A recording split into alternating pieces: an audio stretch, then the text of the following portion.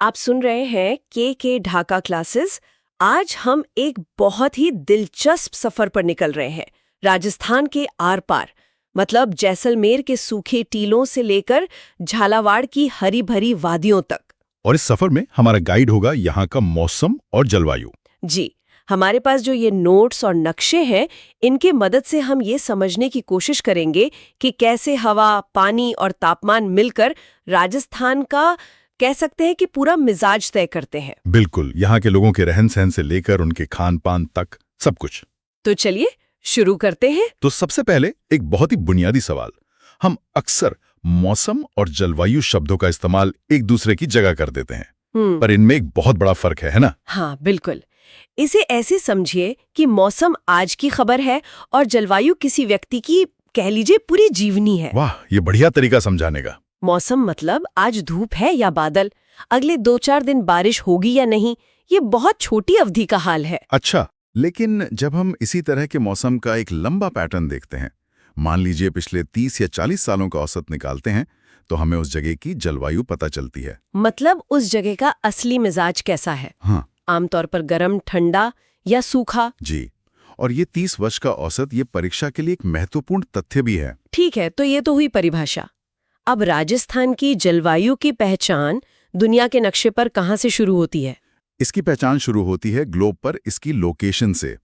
हमारे स्रोत के नक्शे में साफ दिखता है कि राजस्थान उपोष्ण कटिबंध या जिसे सब ट्रॉपिकल जोन कहते हैं, उसमें आता है। कर्क रेखा के ठीक ऊपर वाला इलाका। बिल्कुल, और इसका मतलब यह है कि इसमें दो तरह के मौसमों की खासियतें मिलती हैं, उष्ण कटिबंध वाली भीषण गर्मी भी और शीतोष्ण कटिबंध वाली तेज सर्दी भी। इसीलिए राजस्थान में गर्मियों में पारा 50 डिग्री तक चला जाता है और सर्दियों में 0 से भी नीचे। सही कहा, यहाँ की जलवायु में एक तरह की शिद्दत है, एक्सट्रीम है। तो अगर इस पूरे प्रदेश की जलवायु को एक बार में समझना हो, तो सबसे आसान तरीका क्या होगा? शायद बारिश के आधार पर। बिल्कुल सही, पानी ही जीवन तय करता है, खासकर राजस्थान में।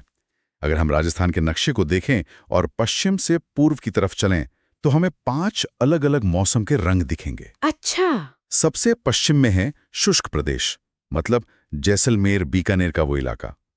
यहाँ साल में 20 सेंटीमीटर से भी कम बारिश होती है। 20 सेंटीमीटर, ये तो मुंबई की एक दिन की भारी बारिश से भी कम हुआ। हाँ, आप अंदाजा लगा सकती हैं। अब जैसे ही हम थोड़ा पूर्व की ओर बढ़ते हैं, तो अर्ध शुष्क प्रदेश में पहुंचते हैं। यहाँ थोड़ी ज्यादा बारिश होती होगी। जी, 20 से 40 सेंटीमीटर। यहाँ से थोड़ी बहुत खेती और पशुपालन की शुरुआत हो जाती है।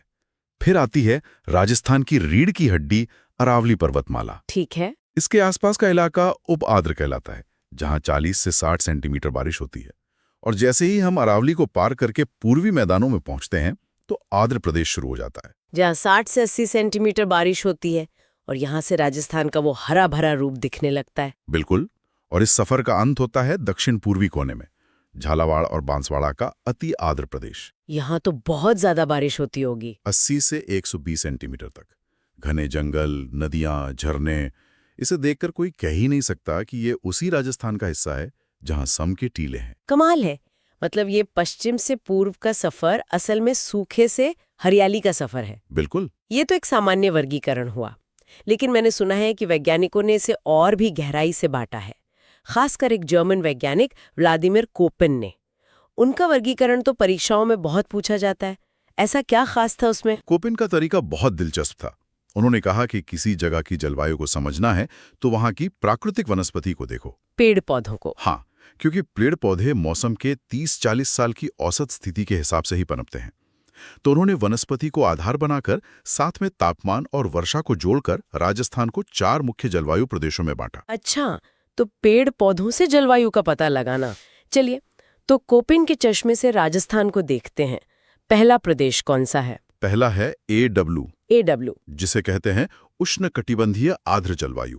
ए का मतलब उष्णकटिबंधीय और W का मतलब कि गर्मियां नम और सर्दियां सूखी। ओके, ये इलाका कहाँ पड़ता है? ये राजस्थान का सबसे दक्षिणी हिस्सा है। डूंगरपुर, बांसवाड़ा, प्रतापगढ़ और झालावाड़।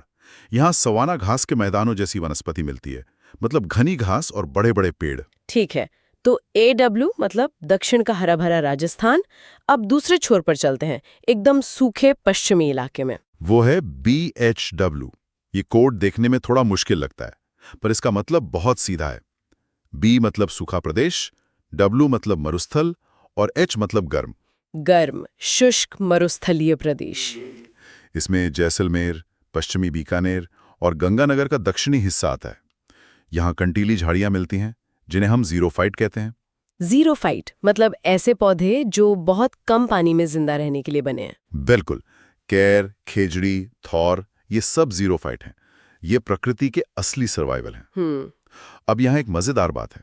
ज़्यादातर लोग सोचते हैं कि राजस्थान का मतलब यही BHW यानी रेगिस्तान है, लेकिन कोपेन के हिसाब से ये राजस्थान का सबसे बड़ा हिस्सा नहीं है। ये तो वाकई चौंकाने वाली बात है। तो फिर सबसे बड़ा जलवायु प्रदेश कौन सा है? सबसे बड़ा प्रदेश है BSHW। BS का मतलब है स्टेपी यानी अर्धशुष्क घास के मैदान, और H मतलब गर्म। अच्छा, स्टेपी। ये राजस्थान का दिल है, जो पश्चिम के रेगिस्तान और पूर्व के मैदानों को जोड़ता है। इसमें लूनी बेसिन, शेखावाटी और घग्गर का मैदान आता है। राजस्थान का सबसे बड़ा हिस्सा असल में रेगिस्तान नहीं, बल्कि ये अर्धशुष्क स्टेपी है। तो राजस्थान की असली पहचान रेत के टीलों से ज्यादा इन घास के मैदानों में बसती है। ये तो एक शानदार बात पता चली। और चौथा प्रदेश? चौथा है CW या उप आर्द्र प्रदेश। ये अरावली के पूर्व का मैदानी भाग है। जयपुर, अलवर, भरतपुर, दौसा। सबसे उपजाऊ इलाका। जी, जहाँ सबसे ज्यादा खेती होती है और सबसे घनी आबादी रहती है। यहाँ मानसूनी पतझड़ वाले वन मिलते हैं। तो कोपेन के ये 4 कोड AW, BWHW, BSHW और CWG असल में राजस्थान के 4 अलग-अलग चेहरे हैं।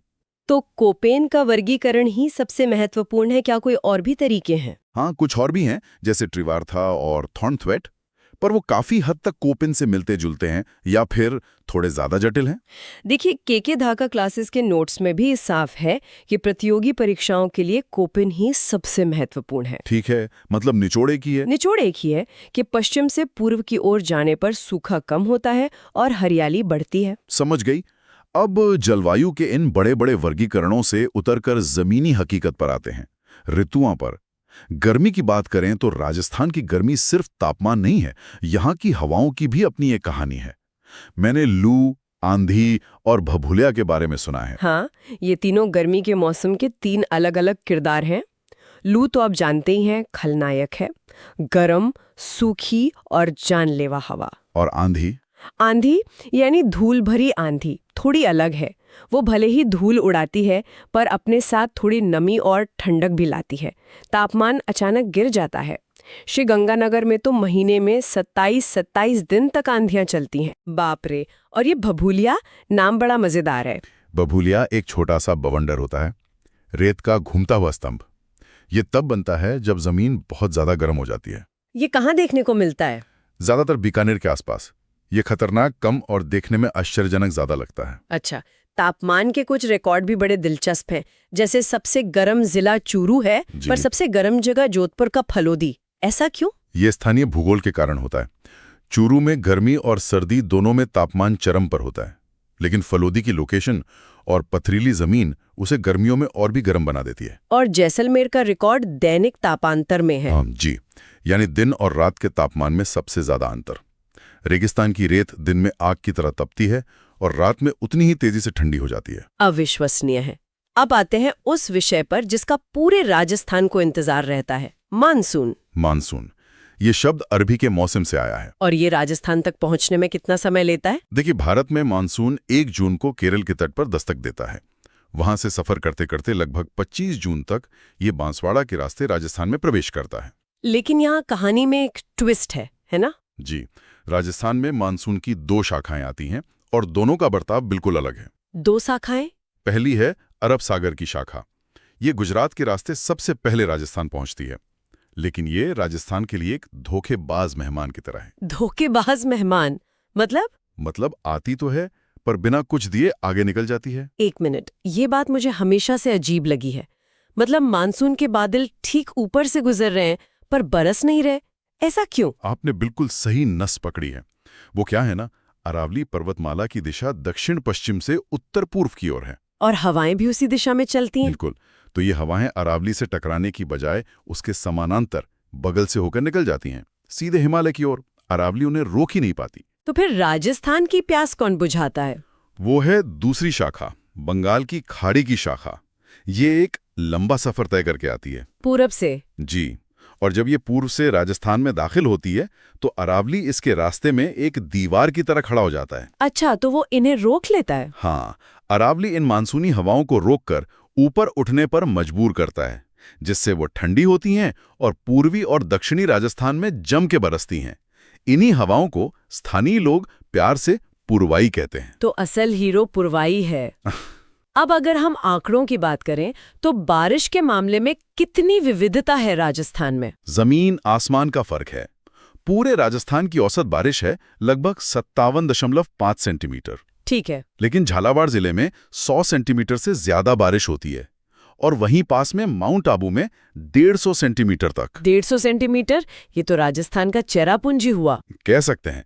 और दूसरी तरफ जैसलमेर जिले में औसत बारिश सिर्फ 10 सेंटीमीटर है। और मैंने सुना है जैसलमेर में एक ऐसी जगह भी है जहां बारिश होती ही नहीं। हाँ, जैसलमेर का समगांव, ये वर्षा शून्य क्षेत्र के रूप में जाना जाता है। कई साल यहाँ एक बूंद भी नहीं गिरती, 0 सेंटीमीटर। एक ही राज्य में 150 सेंटीमीटर और 0 सेंटीमीटर, यही राजस्थान की जलवायु की चरम कहानी है। बिल्कुल। मानसून के आने जाने के दौरान भी कुछ खास घटनाएं होती हैं, है ना?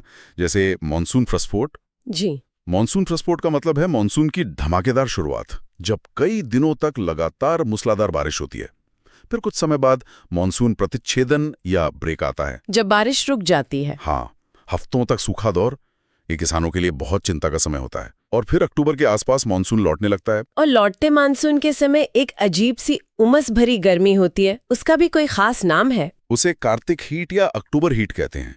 दिवाली के आसपास वाली वो चिपचिपी गर्मी, जब पंखे की हवा भी गर्म लगती है, बस वही है ये तो हुई स्थानीय बातें, लेकिन क्या राजस्थान के मौसम पर दुनिया में हो रही घटनाओं का भी कोई असर पड़ता है? मैंने अल नीनो और ला नीना के बारे में पढ़ा है। बहुत गहरा असर पड़ता है। अल नीनो और ला नीना प्रशांत महासागर की घटनाएं हैं, हजारों मील दूर, लेकिन भारतीय मानसून का रिमोट कंट्रोल उन्हीं के हाथ में है। Remote control? हाँ, अल नीनो एक गर्म समुद्री जलधारा है। जब ये सक्रिय होती है तो ये भारतीय मानसून को कमजोर कर देती है। इससे भारत में सूखे की आशंका बढ़ जाती है। और ला नीना इसका उल्टा होगा? ठीक इसका उल्टा। ला नीना एक ठंडी जलधारा है। जब ये सक्रिय होती है तो भारतीय मानसून को और मजबूत कर देती है। ये अच्छी और भरपूर बारिश का संकेत है। मतलब राजस्थान के किसी गांव में बैठा किसान शायद अल नीनो का नाम न जानता हो, लेकिन उसकी फसल का भविष्य प्रशांत महासागर की इन लहरों पर टिका होता है। बिल्कुल। ये सच में अद्भुत है कि कैसे सब कुछ एक दूसरे से जुड़ा हुआ है।